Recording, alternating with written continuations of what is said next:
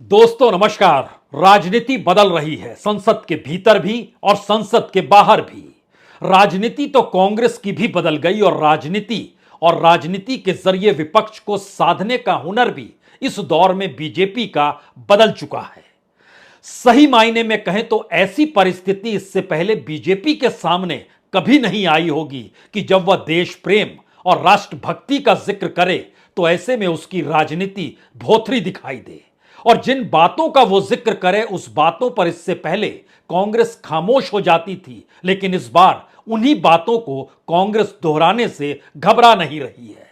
ये कौन सी परिस्थिति है? राहुल गांधी ने जो लंदन में कहा, हू बहू उन्हीं शब्दों का खुले तौर पर जिक्र और किसी ने नहीं। मल्लिकार्जुन खड़गे ने, जो कांग्रेस के अध्यक्ष हैं, राज्यसभा में विपक्ष के नेता के तौर पर हैं, उन्होंने उन्हीं शब्दों को दोहरा दिया। यानी जिस राष्ट्रभक्ति और राष्ट्र प्रेम के आश्रय विपक्ष को मारने की कोशिश बीजेपी कर रही थी, वहां कांग्रेस जब खड़ी हुई तो समूचा विपक्ष उनके साथ खड़ा हो गया।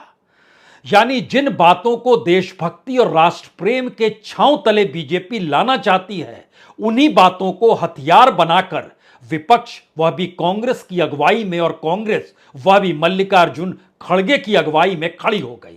और आज जब तकरीबन 190-92 सांसद अलग अलग पार्टियों के 16, 17, 18 पार्टियां थीं, उन पार्टियों के नेता जब सड़क पर निकले ये कहते हुए कि हम चाहते हैं कि ईडी के उस डायरेक्टर को ही ज्ञापन दे दिया जाए और उस ज्ञापन में लिखा जाए, जिनके खिलाफ जांच करनी है जांच कीजिए, जो भी आपको करना है कीजिए, और ऐसा ज्ञापन देकर सीधे सांसद वह भी विपक्ष के ईडी से मांग करेंगे, जो दोषी है सजा भी दीजिए और जांच भी कीजिए।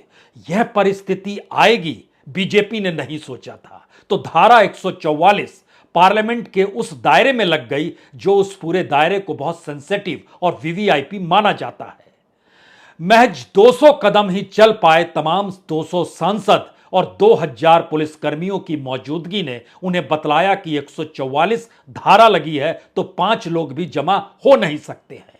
ऑफर किया गया कि तब तो 2-3 लोगों को ले जाइए अपनी गाड़ी में, लेकिन हम ज्ञापन सौंपना चाहते हैं ईडी के उस डायरेक्टर को जिसको 3 बार विस्तार यानी एक्सटेंशन मिल चुका है, और उसको ज्ञापन सौंपेंगे कि आप जांच कीजिए। यानी पॉलिटिकली विंडिक्टसनेस जो चल रहा है उसको कम से कम रोका जाए या देश के सामने लेकर आया जाए।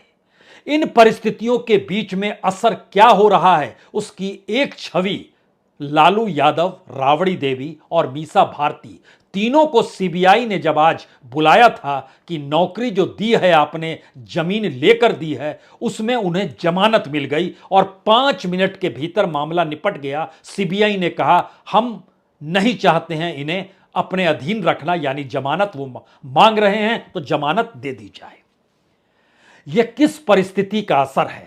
दरअसल जिस जांच का जिक्र विपक्ष कर रहा है उस जांच के दायरे में सही मायने में वही राष्ट्रभक्ति और राष्ट्र प्रेम है जो इस देश की संपत्ति को लुटाने की परिस्थितियों से जाकर जुड़ गया है, जो खुले तौर पर अब विपक्ष आरोप लगा रहा है।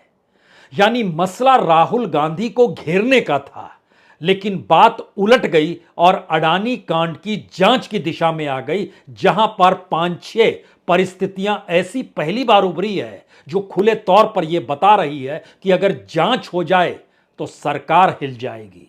यह पहला सवाल था। वो कौन सी जांच है जो हो जाए तो सरकार हिल जाएगी, यह आपको आज बताया जाएगा। दूसरी बात, राहुल गांधी ने जिन बातों का जिक्र लंदन में किया, कल तक कांग्रेस अलग थलग पड़ जाती थी या खामोश रहती थी और कांग्रेस अध्यक्ष भी उस मूड में दिखाई नहीं देते थे कहीं, लेकिन इस वक्त नेहरू गांधी परिवार का कोई शख्स कांग्रेस का अध्यक्ष नहीं है।